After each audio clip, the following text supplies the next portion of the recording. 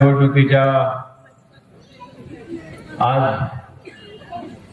गेले 15 दिवस पायाला भिंगरी लावून सर्वजण प्रचार करत आहेत आणि आज तसं पाहायला गेलं तर प्रचाराची सांगता सभा या कालभैरवनाथच्या पावनभूमीमध्ये संपन्न होत आहे।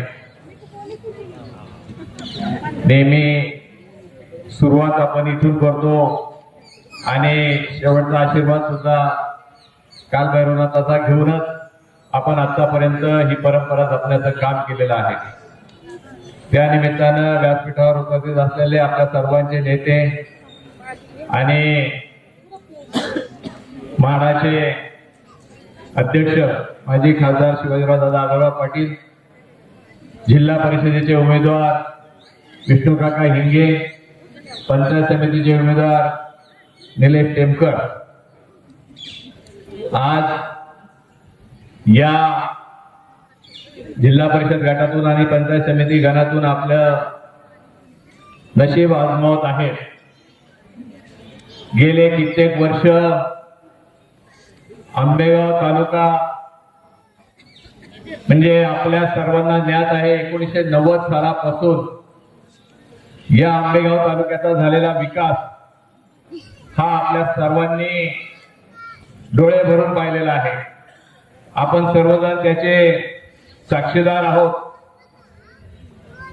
मग नामदार वळसे पाटील साहेब असो, शिवाजीराव दादा आहेत, या दोघांच्या जोडीने टप्प्याटप्प्याने सुरुवातीच्या काळामध्ये खूप त्रासातून या आंबेगाव तालुक्याचा कायापालट करण्याचा प्लॅन तयार केला गेला आणि खऱ्या अर्थाने जो काही शाश्वत विकास म्हणतात, आनंदराव शिंदे मगाशी सांगत होते, खरा शाश्वत विकास जर झाला असेल तर माननीय नामदार दिलीपराव वळसे पाटील साहेब आणि शिवाजीराव दादा आढळराव पाटील यांच्या या प्रेरणेतून खरा शाश्वत विकास झाला। आंबेगाव तालुक्याचा विकास होत असताना खरी गरज होती आपल्याकडे कुठेही पूर्वीच्या काळामध्ये जर आपण पाहायला गेलो तर दुष्काळी तालुका म्हणून या आंबेगाव तालुक्याची ओळख होती। पोटाची खळगी भरण्यासाठी बरीचशी मंडळी पुण्या मुंबईला जात होते। कुणी क्रॉफर्ड मार्केटला बिझनेस करायचा, कुणी भाजी मार्केटला करायचं, कुणी जिथं आपल्याला शक्य होईल तिथं माथाडी म्हणून काम करायचे। पण लोक आपली बरीचशी, मला वाटतं आता आमच्या अवसरी गावातील खडकावरची मंडळी आहेत, बरीचशी मुंबईला आहे, ती व्यवसायाच्या निमित्ताने त्या वेळेस गेली। परंतु त्याच्यानंतर अलीकडच्या काळामध्ये जर मी पाहिलं तर मुंबईला जाण्याचा ओघ हा थांबला का तर खऱ्या अर्थाने आपल्याकडे पाण्याची सोय झाली। पाण्याची सोय झाल्यानंतर शेतीमध्ये शेतीची फुलायला लागली आणि त्याच्यामधून विकास झाला। दादांच्या आणि साहेबांच्या नेतृत्वाखाली भीमाशंकर कारखाना उभा राहिला आणि त्या कारखान्याची ज्यावेळेस उभा राहिला त्याची सुरुवात झाली आणि त्याच्यातून खऱ्या अर्थाने 2 पैसे मिळायला लागले। काही लोक सांगतात, काय सांगतात की कारखाना मी अडचणीतून बाहेर काढला। दादा आणि मी पण सुरुवातीच्या काळापासून भीमाशंकर कारखान्यामध्ये संचालक म्हणून काम करतो। खूप अडचणी आल्या सुरुवातीच्या काळामध्ये आणि कुठलीही गोष्ट नवीन सुरू करताना अडचणीतून होते। कुठलाही बिझनेस किंवा धंदा सुरू करताना खूप अडचणीतून वरती आणावा लागतो। कारखाना कधी अडचणीतून बाहेर निघाला आपल्या सगळ्यांना माहिती आहे। ज्या वेळेस नामदार वळसे पाटील साहेब ऊर्जा मंत्री होते आणि ज्यावेळेस ऊर्जा मंत्री झाले साहेब, त्यावेळेस को जनरेशनचा प्रोजेक्ट हा साहेबांच्या माध्यमातून त्यावेळेस सँक्शन झाला। साहेबांकडे ऊर्जा खातं होतं। आपण म्हणतो नेहमी की एखादा माणूस वाढता त्याची बादली हातात असली की तोंडाला जरा ओळखीचा माणूस चेहरा पाहिला का बुंदीची थोडीशी मूठ जरा थोडीशी हलकी सोडतो आणि त्याला वाढण्याचं काम करतो। नामदार वळसे पाटील साहेबांनी त्या काळामध्ये ह्या भीमाशंकर कारखान्याला मदत केली आणि भीमाशंकर कारखाना जर खऱ्या अर्थाने विकास पथावर गेला असेल तर ज्यावेळेस साहेब ऊर्जा मंत्री झाले आणि को जनरेशनचा प्रोजेक्ट झाला त्यावेळेस झाला। कावळ्याला उडायला, नदीला उडायला झाला की त्यावेळेस कोणतरी चेअरमन म्हणून बसलं आणि त्याला असं वाटायला लागलं की बाबा माझ्यामुळेच या कारखान्याची उन्नती झाली। पण असं कधी होत नाही। आतापर्यंत जे काही झालं कारखान्याची प्रगती झाली, दादा त्याला साक्षीदार आहेत। दादानी आणि साहेबांनी ज्यावेळेस दूरदृष्टीचे निर्णय घेतले, त्या काळात कारखान्याची प्रगती झाली. आता अलीकडल्या काळामध्ये टीका करण्याचं काम केलं जातं. काका म्हणले आम्हाला काही साहेबांनी शिकवलं नाही टीका करायला, परंतु टीकेला उत्तर दिलं नाही तर काही लोक मग आपल्या आपल्या मस्तीमध्ये राहतात. आता अलीकडल्या काळामध्ये विधानसभेच्या निवडणुकीपासून देवेंद्र शेठ शहा आणि बाळासाहेब पेंडे हे त्यांना खुपायला लागलेत आणि मग काहीतरी सुरू केलं. काय सुरू केलं? तुपावाला आणि आंब्यावाला. आता मला एक सांगा, तुपावाला देवेंद्र शेठ शहांनी इतकं मोठं दुधाचा व्यवसाय वाढवला. या दुधाच्या व्यवसायातून सामान्य आंबेगाव तालुक्यातील जनतेला कुठेतरी फायदा झाला की नाही झाला? कुठेतरी दोन पैसे मिळायला लागले की नाही लागले? मग त्याच्यातून जर दुधावालाचा तुपावाला झाला असेल, त्या तुपाच्या ह्याच्यातून त्यांनी काही वावगं काम केले? मग हिनवण्याचं काम काही करतात लोक, त्यांना त्याचं समाधान लाभतं. आता माझ्यासारखा, माझ्या वाडवडिलांचा बिझनेस हा फ्रूटचा बिझनेस. गेले 100 वर्ष आमची पिढी क्रॉफर्ड मार्केट पासून आतापर्यंत काम करते. आता आंब्याचा बिझनेस मी करतो, आंब्यावाला मी आहे, मला त्याचा अभिमान आहे. शेवटी तो पण व्यवसाय जो आहे शेतकऱ्याशी निगडीत असलेला आहे. परंतु मी आज सांगतो दादा, मी काय कधी कुठं मुरुमाची चोरी केली नाही, मी काय कुठं मुरुमाला झालो नाही. त्यावेळेस मी इशारा देतो की कुणाला ज्याला टीका करायची, अरे बाबा तू खऱ्या अर्थाने कोण असेल तर मुरुमवाला आहे, तू काही शेतकऱ्याची कुठे सेवा केली नाही. आता मला सांगा, कुठला शेतकरी पुत्र? तुम्ही सगळे शेतकरी पुत्र आहे समोर बसलेले. मला सांगा, एखाद्या शेतकऱ्याला अलीकडच्या काळामध्ये शेतीच्या व्यवसायातून 100 एकर शेती घेता आली? एक जण उठून उभा दाखवा की मी शेतीचा व्यवसाय करतो आणि माझ्या शेतीच्या व्यवसायातून मला 100 एकर जागा घेता आली. आणि कोण करता ही शेत? लोकांना काय भुलताप करतात? लोकांना कळत नाही. निवडणुकीला उभे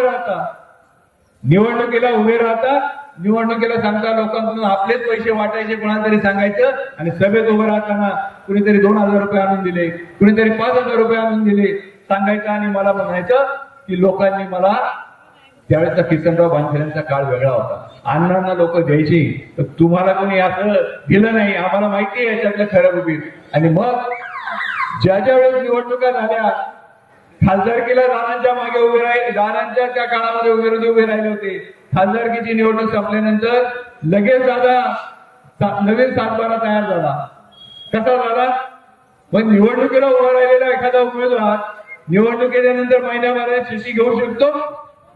परवाच्या काळामध्ये सुद्धा विधानसभेला खासदार उभे राहिले आणि मग त्याच्याच काळातून लगेच नंतरच्या महिना 1.5 महिना काळामध्ये शेतीला लगेच नवीन शेती घेतली गेली. हे काय लोकांना कळत नाही? लोक काय दूधखिळे आहेत? मी अलीकडच्या काळामध्ये पाहतो लोक आता म्हणायला लागली की आमचा थोडीशी चूक झाली, आम्ही थोडस वाहवत गेलो.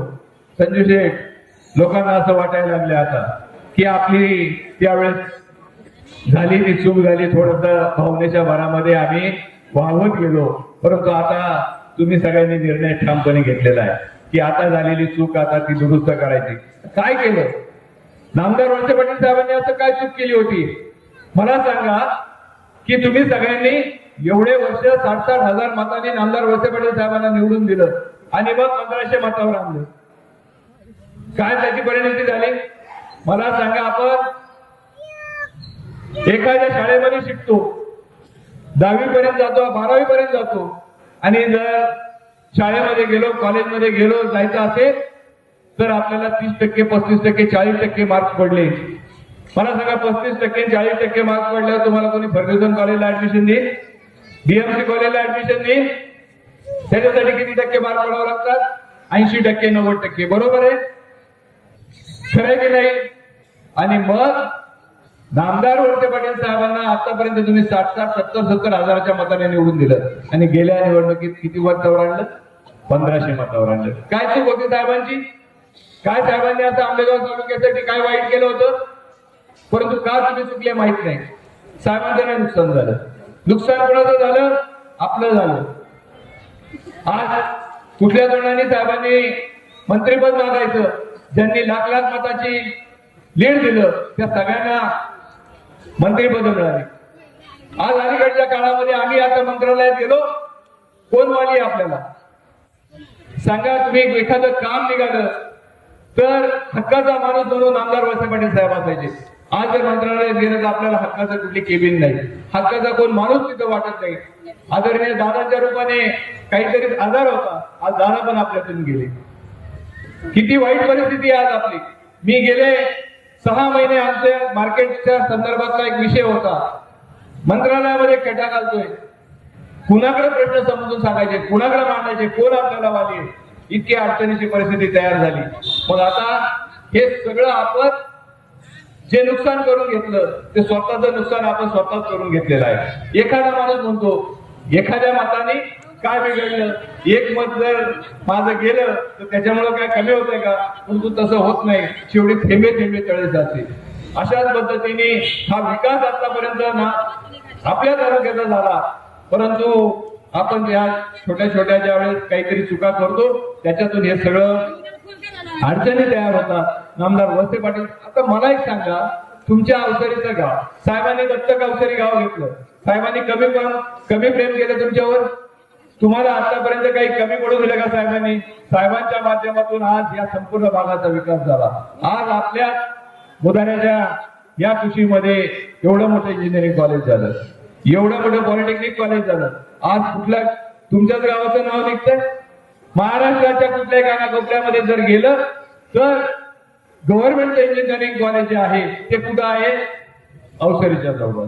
आता मला सांगा की या कॉलेजमध्ये शिकणारी आपली जी मुलं आहेत, या आपल्या मुलांनी जर चांगले प्रेफरन्स लिस्ट मध्ये जर आपली चांगली नावं टाकली तर बऱ्याचशा आपल्या भागातली लोकांची नावं या इंजिनिअरिंग कॉलेजमध्ये लागतात. मी तुम्हाला सांगतो, मगाशी बोलताना मी ज्यावेळेस तुम्हाला हे सांगत होतो की पूर्वीच्या काळामध्ये लोक पुण्या मुंबईला जायची, आता सुद्धा जातात, पण आता कोण जातं? आता सहज जर लग्नपत्रिका जर पाहिली दादा आणि आपण जर लग्नपत्रिकेची नावं वाचायला लागली, तो मुलगा इंजिनियर झालेला, मुलगी इंजिनियर झालेला, घराघरात आपल्याकडे बहुजन समाजाची मुलं आणि मुली इंजिनिअरिंग झालेली मिळतात.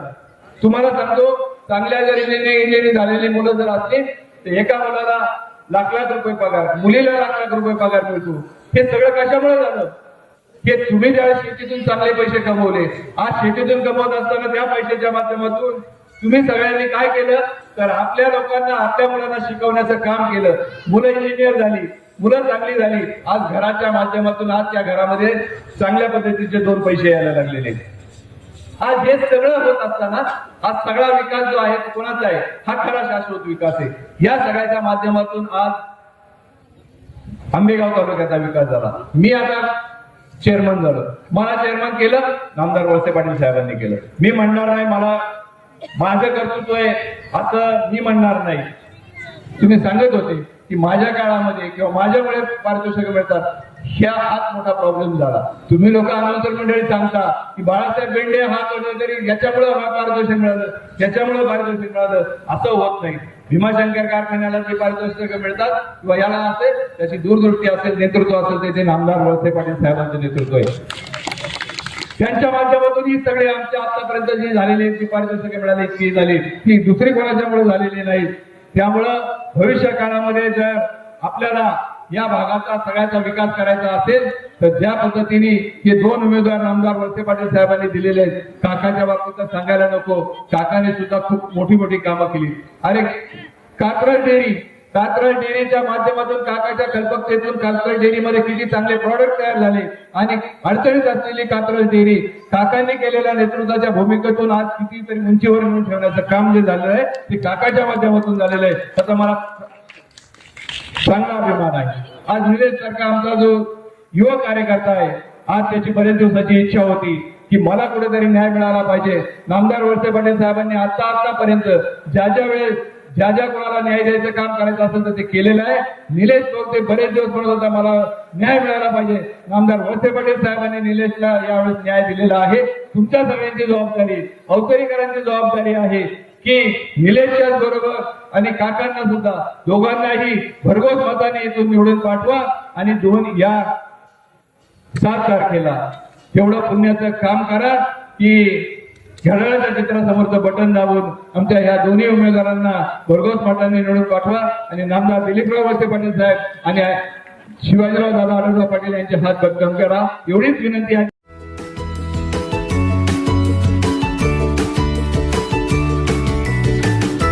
बातम्या शेतीच्या, बातम्या मातीच्या, बातम्या अन्यायाच्या, गुन्हेगारीच्या,